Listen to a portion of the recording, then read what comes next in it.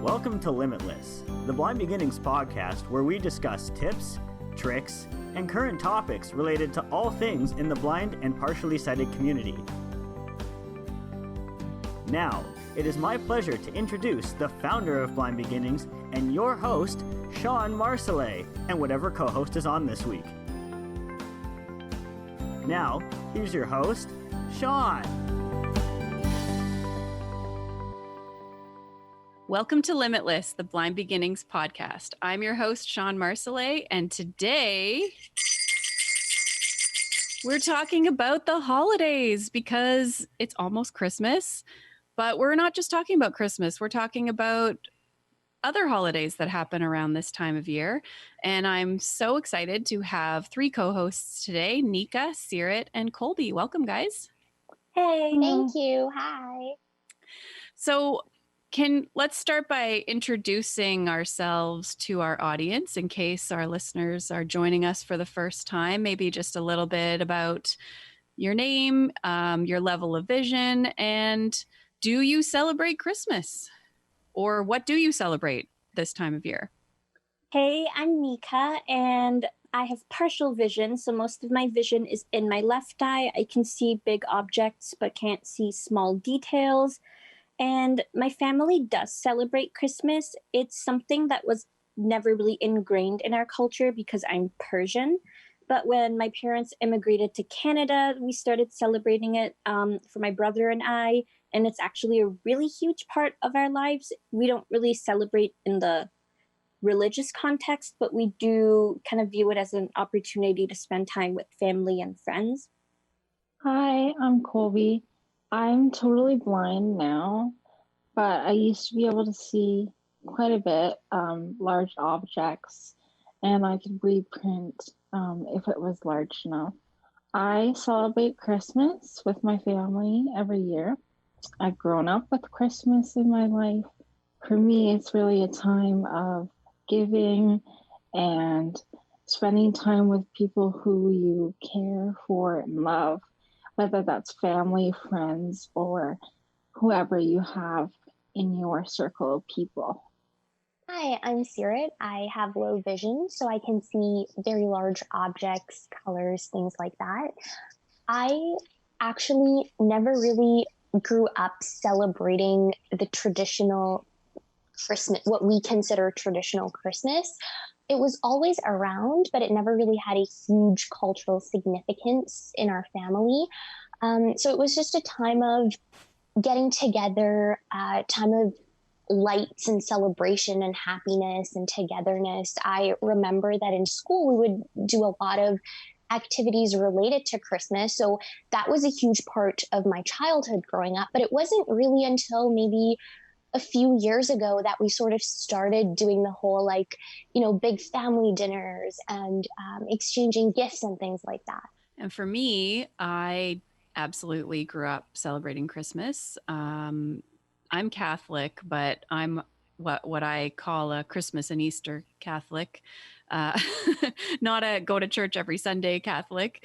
So I have to admit that Christmas, it was more about Santa Claus and gift exchange and getting together with family and lots of food.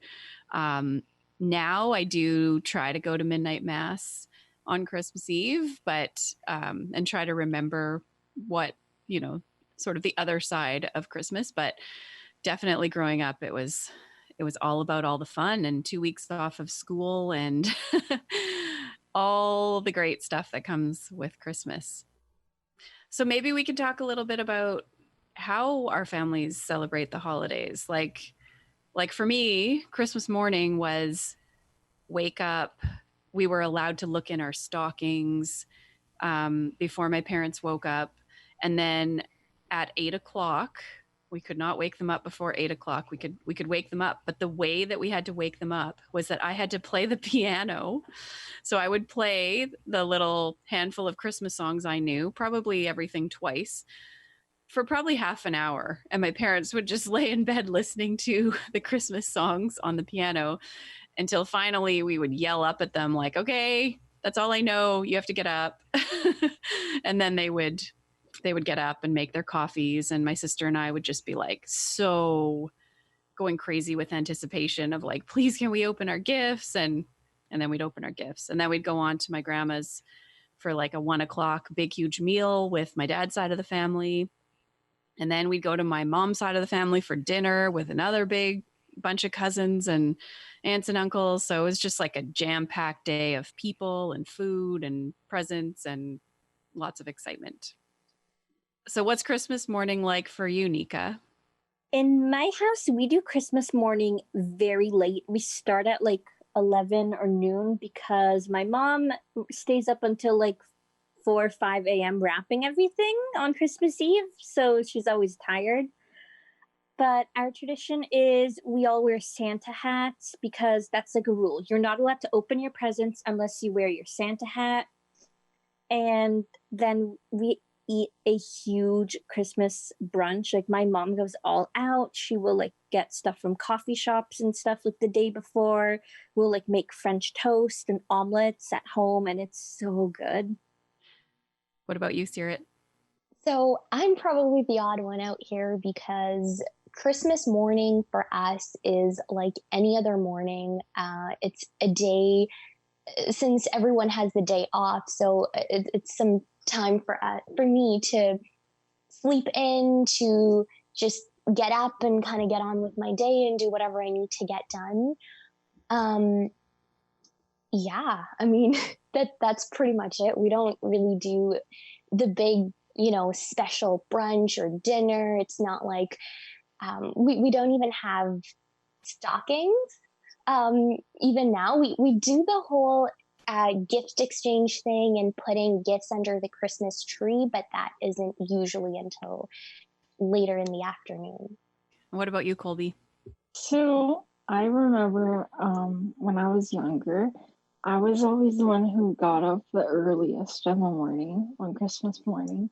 And so we would have to stay in our rooms because we weren't allowed to go and peek at the gifts. So me and one of my sisters, we would get into bed together and wait until it was time, and we would just lay there awake. And even with our other older sisters sometimes too, it would be all three of us just waiting till we could finally get up. We would get up and we would first open our stockings, and my parents would make coffee and get that going. We would open our presents, and then we would go downstairs, and that was the place that Santa always left our gifts. Our gifts from Santa were never wrapped. It would always have 3 gifts, and they were usually all different. And we each had one thing that we were hoping or expecting for that year. And after that, we would come back upstairs, and my dad would make a big Christmas breakfast. And then my mom's parents would come down, and we would open presents with them. And then in the afternoon, we would go to see any friends that we had, like visit them. And then at night, we would go to my dad's families and have our big Christmas meal then. And also on Christmas Eve, we would first go to my grandma's and open stockings and eat lots of good, yummy food at her house. And then we would go to my dad's mom's house and do like more like appetizers and stuff there as well. And then we would come home really late, lay out our milk and cookies for Santa, and go to bed. Sounds like a lot of eating. Yeah. Yeah. Now we don't do as much of that, but we still definitely visit both sets of grandparents Christmas Eve, and then we switch people for dinner each year. So one year we'll have Christmas dinner with my dad's parents, and one year we'll have it with my mom's parents. That's super interesting that you mentioned this, Kolby, because even though when I was growing up, Christmas wasn't like super traditional in the way that you guys have described it, but today I would say, we do that whole, so we have a huge family. My dad has, two siblings, and they each have like big families themselves. So we all get together and we do the big sort of dinner. It's usually not like the traditional turkey and cranberry sauce and mashed potatoes.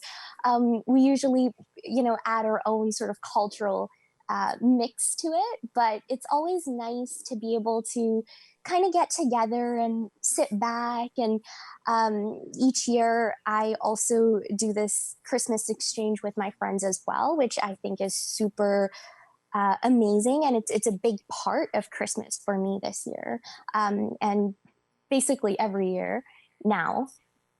I really want to know what Christmas dinner is at your house, Seerat. Yeah, so we would usually have a lot of Indian food. Pizza is huge. Wow, cool. At any kind of with ketchup family event, yes, with ketchup. I don't think our listeners know this, but I am from New Zealand. And so in New Zealand, people would actually have ketchup with their pizza. So when I first moved to Canada, I found out that no one really eats ketchup with their pizza, and it was really odd to me. So that is something that I have carried on. And since we have pizza so much, it's a big sort of family tradition to have pizza at any kind of family gathering ever. That's one of the things we do.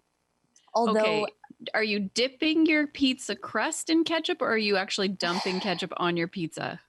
No, it's kind of like putting ketchup on your pizza in rings, if that makes sense. So, yeah, it's not like dipping it, but you just have it on top.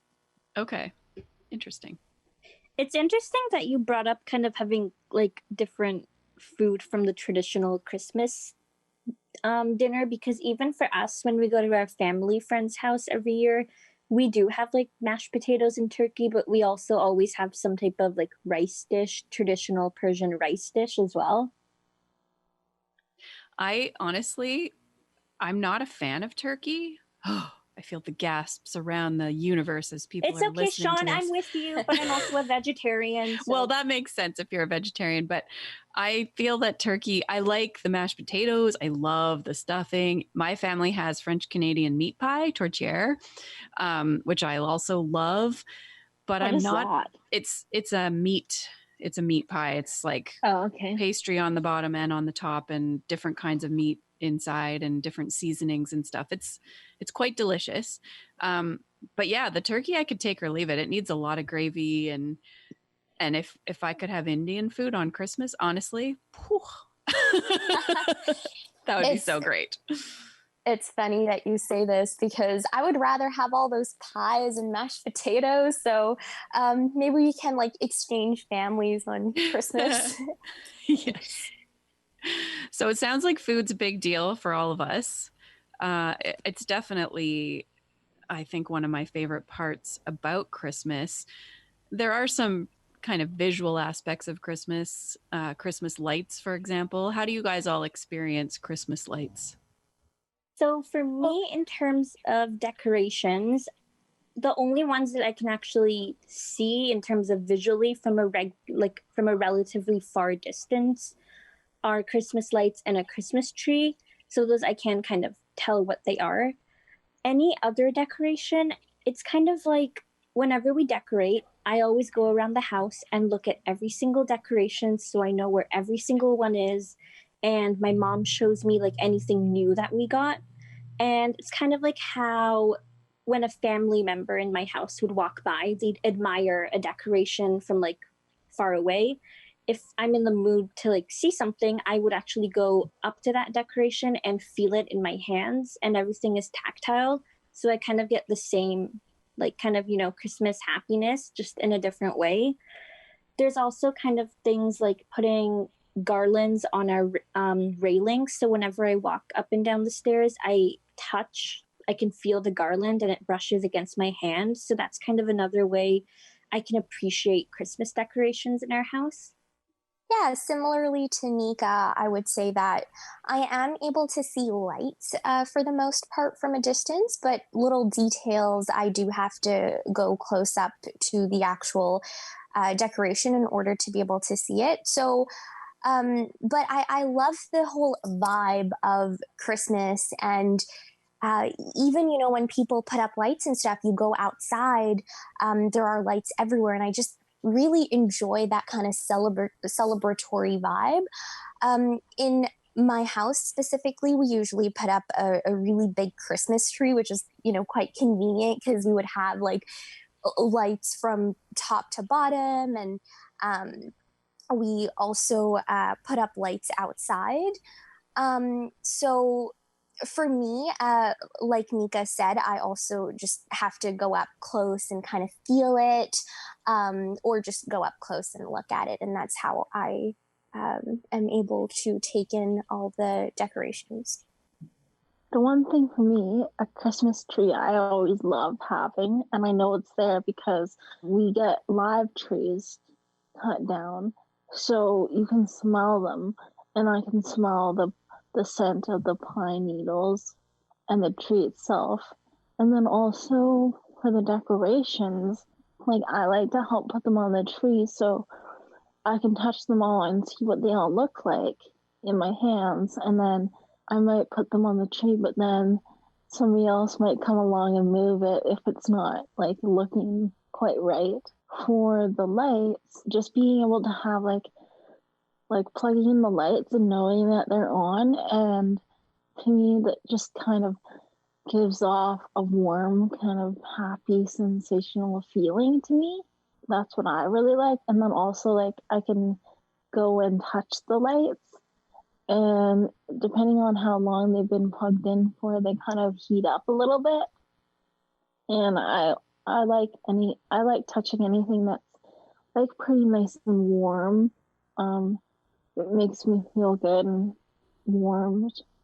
And whenever we're at somebody's house, I always go up and look at their tree or ask people what kind of decoration they have hanging.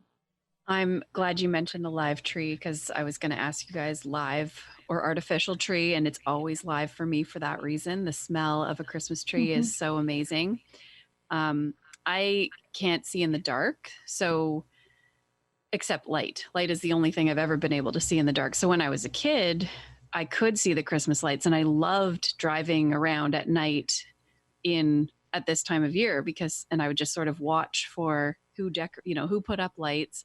But then they started to make cars with tinted windows in the back.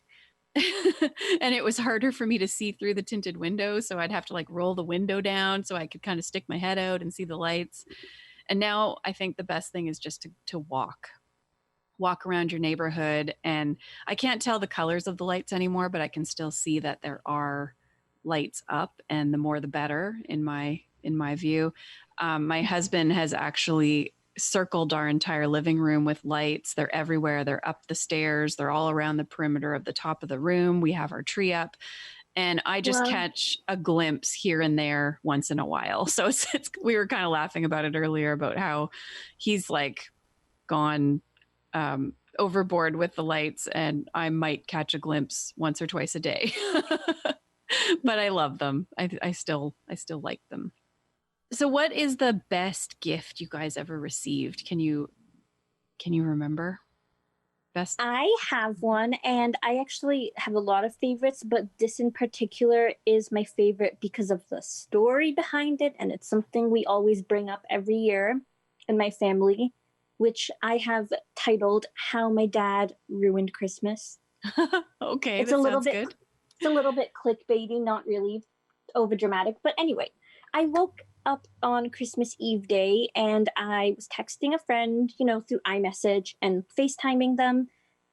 They had an iPhone, it worked, and then I was calling and trying to text my other friend who did not have an iPhone, so that required a cell signal, and it would not work. So I went upstairs to my dad because he is the one that you kind of bring up any technology issues to. And I'm like, so my phone's broken. It's not working. It's not calling. It's not texting.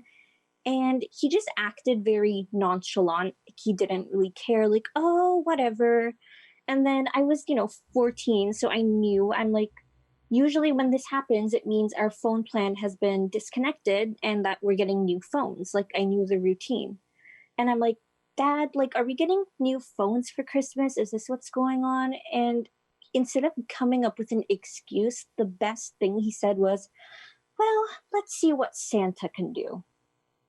So I go downstairs and tell my brother about this. And when my mom and aunt returned from home, we just like bombarded them at the door, like, we're getting phones for Christmas, right?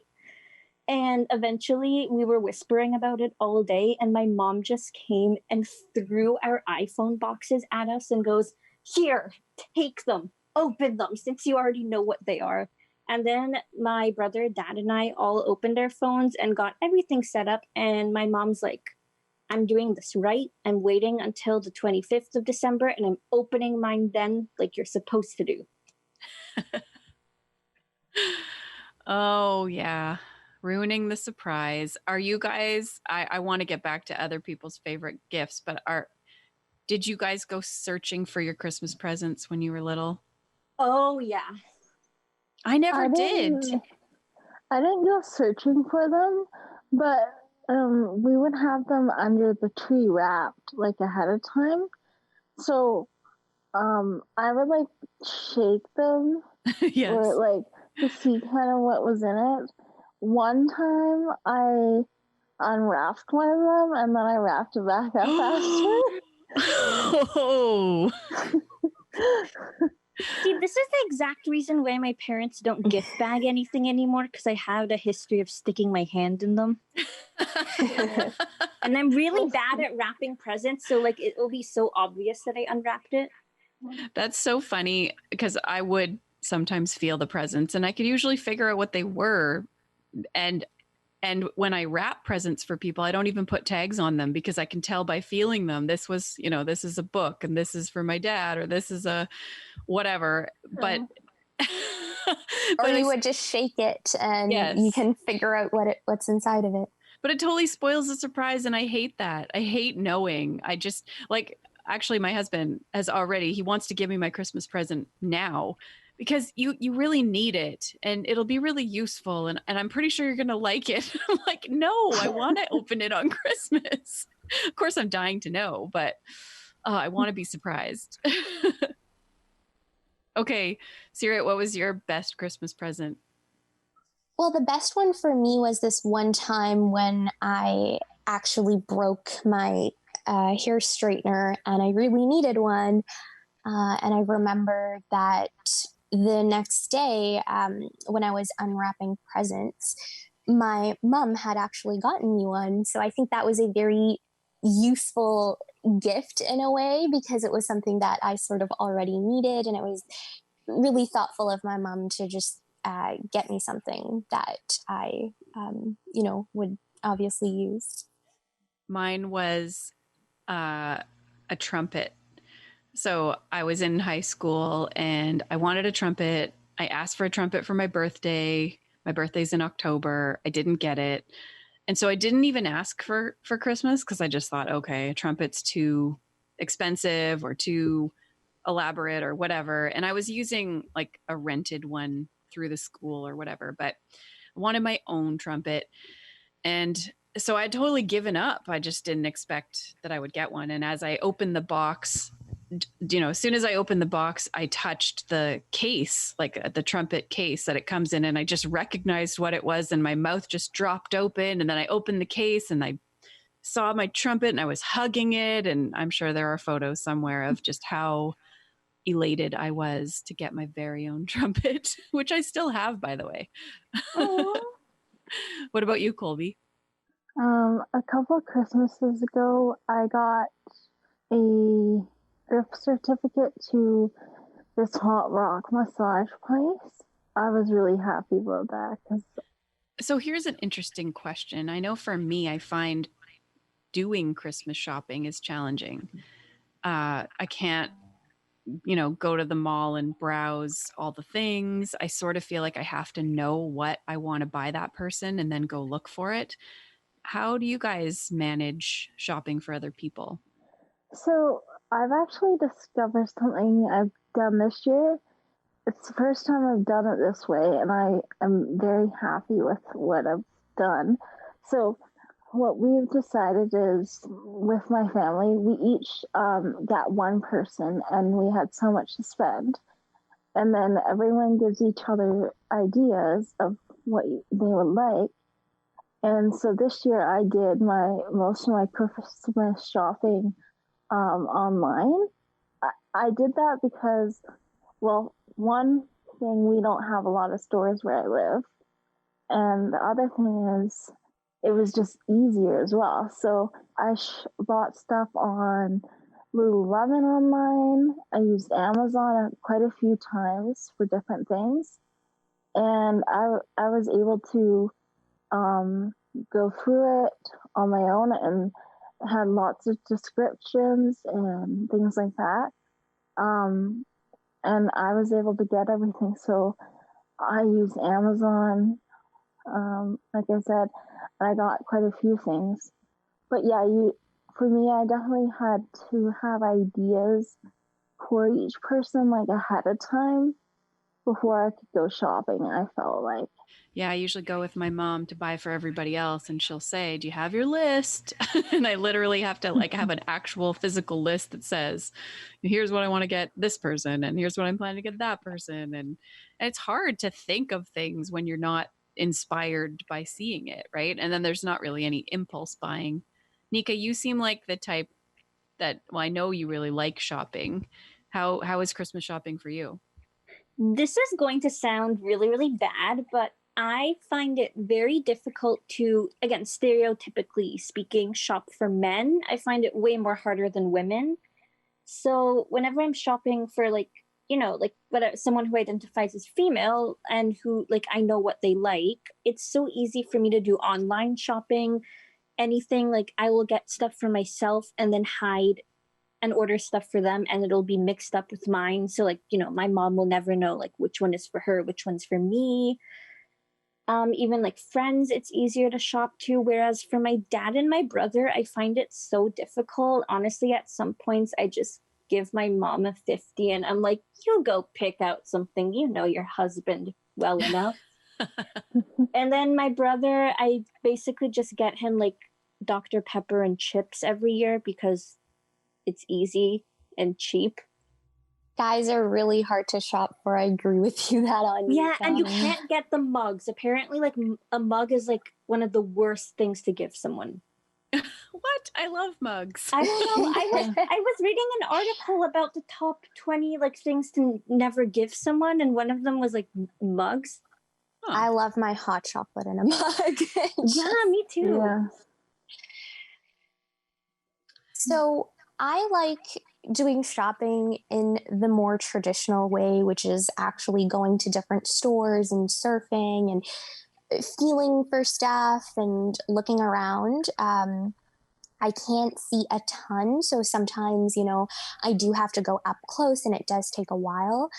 But we have actually come up with this sort of system with my friends that we each have a Christmas list that we sort of circulate, or sometimes we would ask each other and we would, sort of buy things together for our friends. We have done that as well in the past.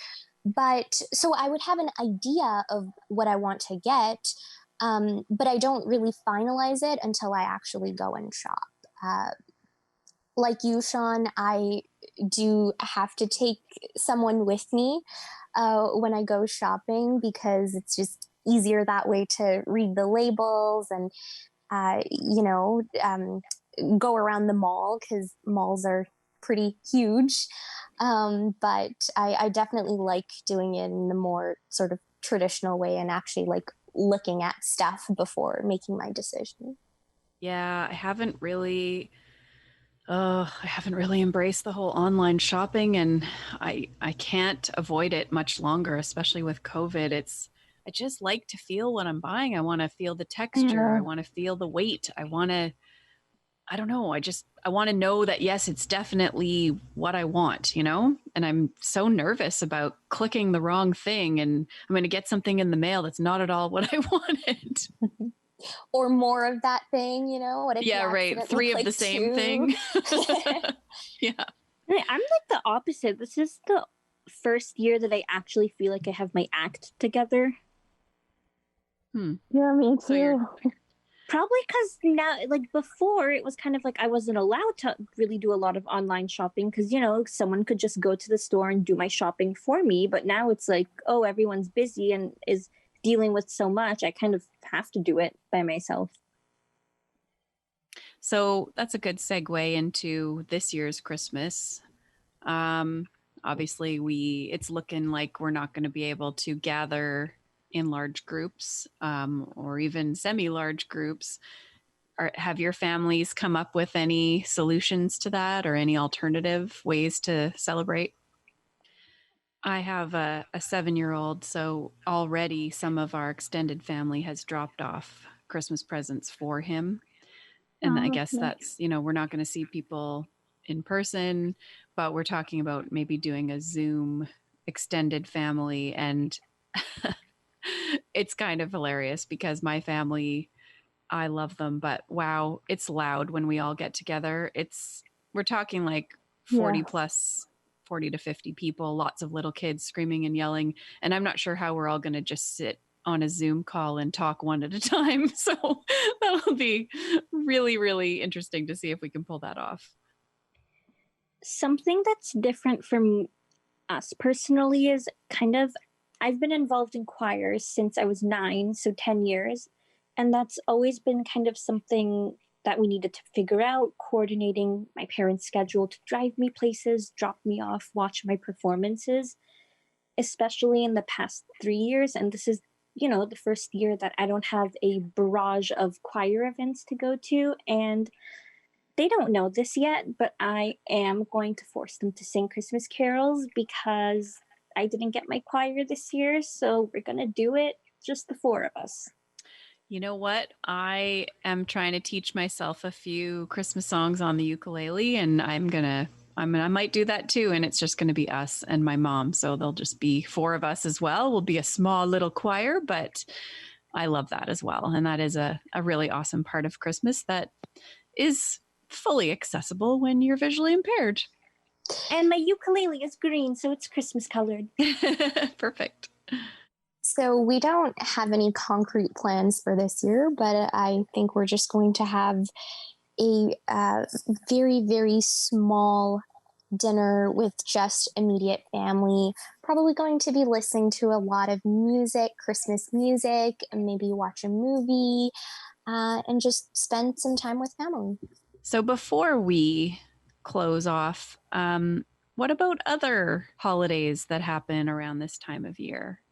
In Iran, we celebrate something called Shab Yalda, which is more commonly known as the winter solstice. And basically, it's a celebration of light. It's a celebration that the days are going to get longer and the darkness is going to get shorter.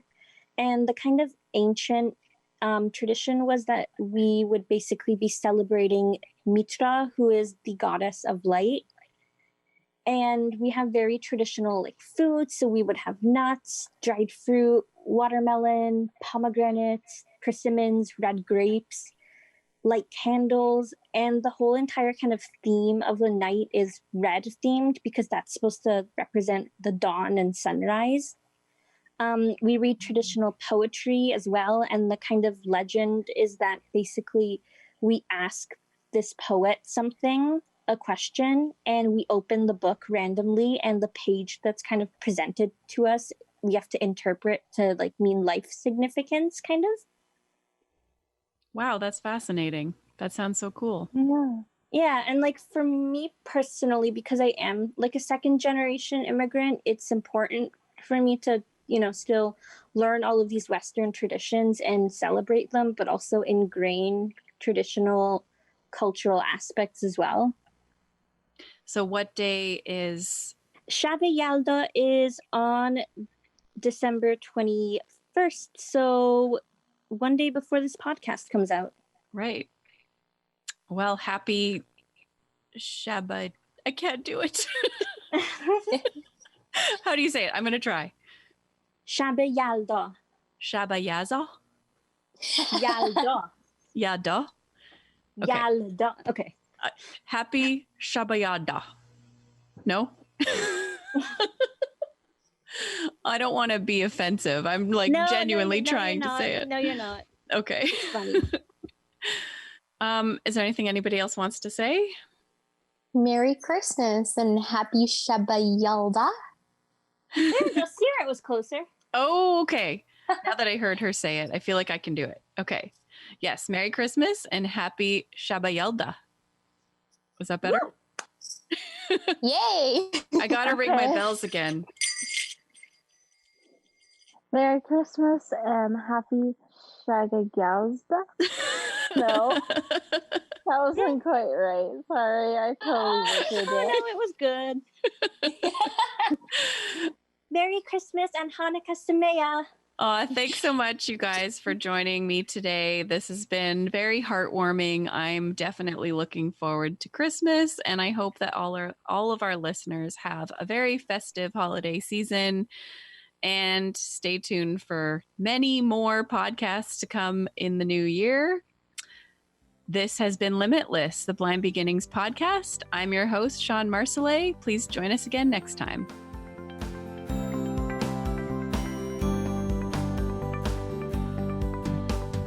For more information on Blind Beginnings and its mission to inspire and support children and youth who are blind or partially sighted and their families, visit www.blindbeginnings.ca.